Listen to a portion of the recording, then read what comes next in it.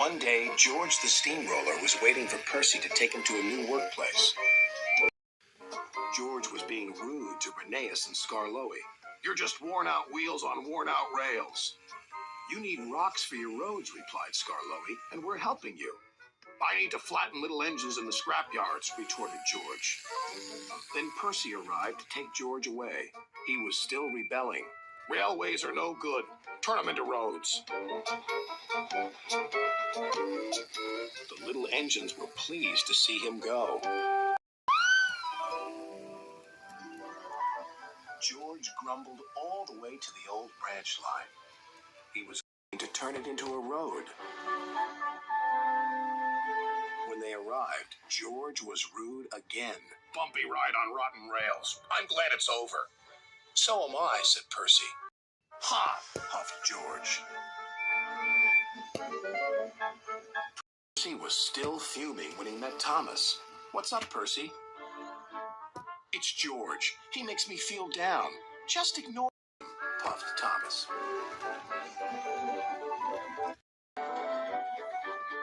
George was now enjoying himself.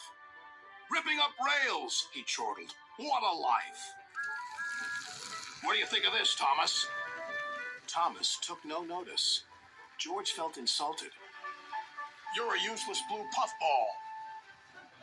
Thomas didn't hear. "I'll show him who's boss." At last, the workmen reached the level crossing. "What shall we do here?" "Tear it up, tarmac it," said George. So they did, but not properly, and George knew it. Later, Thomas was traveling home on the same line. He was pulling freight cars filled with vegetables. The signalman had forgotten to warn his driver about the crossing. "That's nice. We don't need to stop," said Thomas happily. "Yes, we do," called his driver. But it was too late.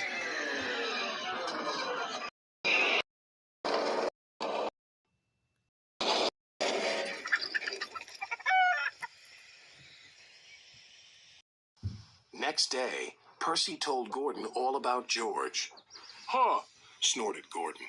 "You're just a small engine. That's why he's rude to you. He wouldn't dare cause me any trouble." George had been taken to some yards to work.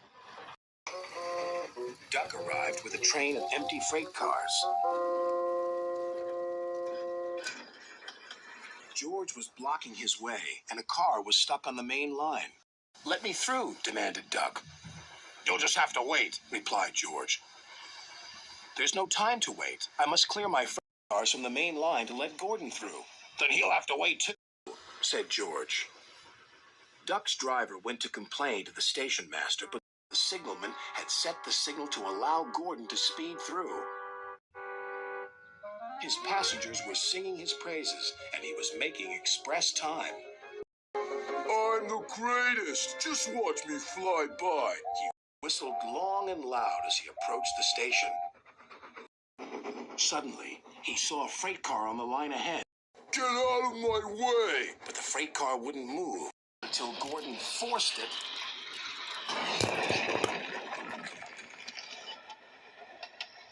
By accident. Gordon was worried that Sir Topham Hatt would be cross.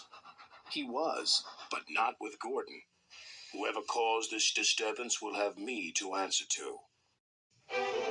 And he did, a few days later. "Look who's here," said Thomas. George had been found out by Sir Topham Hatt and punished. He looked miserable. "Now we'll get some peace at last," said Percy. "I want to get rolling again, but I've got to wait a whole week till I do." "And then you'll be just as rude as ever. Eh, George?" "I hope not. Don't you?"